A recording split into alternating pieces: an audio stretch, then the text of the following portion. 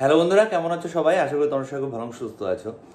তো Aamir Khan the mister perfectionist আরও একবার ফিরে এসছে তার ইমপারফেক্ট একটা কনসেপ্ট বা ধারণা নিয়ে।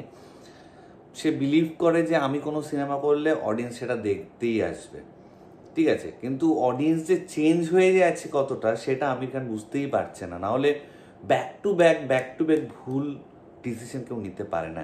এখন শুনছি আবার পিকের ডিরেক্টরের কাছে ফিরে যাচ্ছে, রাজকুমার হিরানির কাছে, কিন্তু without Vidhu Vinod Chopra Rajkumar Hirani is a big zero, ঠিক আছে।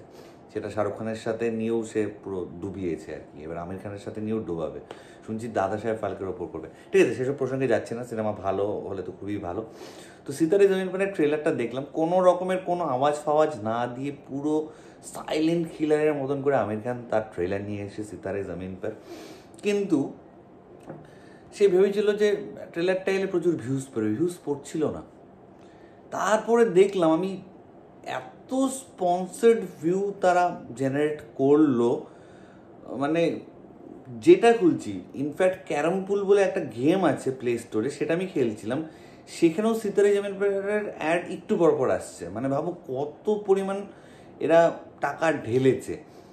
আরে লোকের কাছে পৌঁছে কী হবে? এই লোকগুলো আসবে না, ঠিক আছে, এই লোকগুলো আসবে না, কারণ তুমি যে কনসেপ্ট নিয়েছো শুনছি চুরি ফুরি করে নিয়েছে নাকি চ্যাম্পিয়ন্স ফ্যাম্পিয়ন্স ওখান থেকে, আমি ওইসবই যাচ্ছে না। এই একই ঘিসা পিটা স্টোরি কে দেখতে যাবে ভাই, কে দেখতে যাবে এই কনসেপ্টে? এর আগে একদম, হয়তো আমি বলছি না যে লাইন বাই লাইন সেমই আর কি, কিন্তু এই যে একটা উইক টিম থাকবে, যেই টিমটাকে সকলে নেগলেক্ট করবে, সেটাকে দিয়ে একটা মানে কম্পিটিশন করানো, ফাইনালি উইনার হবে বা রানার্স আপ হবে, যাই হবে এটা আর কি। এখানে আমরা দেখতে পাচ্ছি যে অটিস্টিক পেশেন্টগুলোকে দিয়ে আমির খান যে টিম বানিয়ে খেলাবে আর কি। তো এটা তো মানে কি বলবো আর কি, একটা চেনা বাঁধা ছক। এক হতে পারে যে এর ভেতরে প্রত্যেকটা স্ক্রিন প্লেটা এমন হয়েছে, প্রত্যেকটা সিনে আমরা নতুন নতুন হাইফাই জিনিস পাচ্ছি, তাহলে আলাদা ব্যাপার, কিন্তু সেরকম এটা করতে পারবে না, কোনো মতে টেনে টেনে নিয়ে যাবে, লাস্টে গিয়ে একটা ক্লাইম্যাক্স দাঁড় করাবে আর কি। তো আমার তো একদম ফালতু লেগেছে সিতারে জামিন পারের ট্রেলার। আমি বলছি এই গল্প আমির খান কেন হ্যাঁ বললো? তারে জামিন পার কোথায় আর এই সিতারে জামিন পার কোথায়? কোথায় মানুষের সিকুয়েলটাকে অন্য লেভেলে নিয়ে যায়, এ অন্য লেভেলে নিয়ে এসছে নিচের দিকে নিয়ে এসছে। হ্যাঁ, অনেকের ভালো লাগতেও পারে, অনেকে বলতে পারে যে না এসব সিনেমা তো করতে হবে মাঝে মাঝে। আরে ভাই, তোমরা আন্ডার রেটেড যে সিনেমাগুলো আছে না, এই টাইপের প্রচুর সিনেমা আছে। ধরো একজন কোচ কিছু প্লেয়ারদের খুঁজে খুঁজে নিয়ে একটা টিম বানাচ্ছে, এরকম প্রচুর আন্ডার রেটেড মুভি আছে, সেগুলো কি দেখো?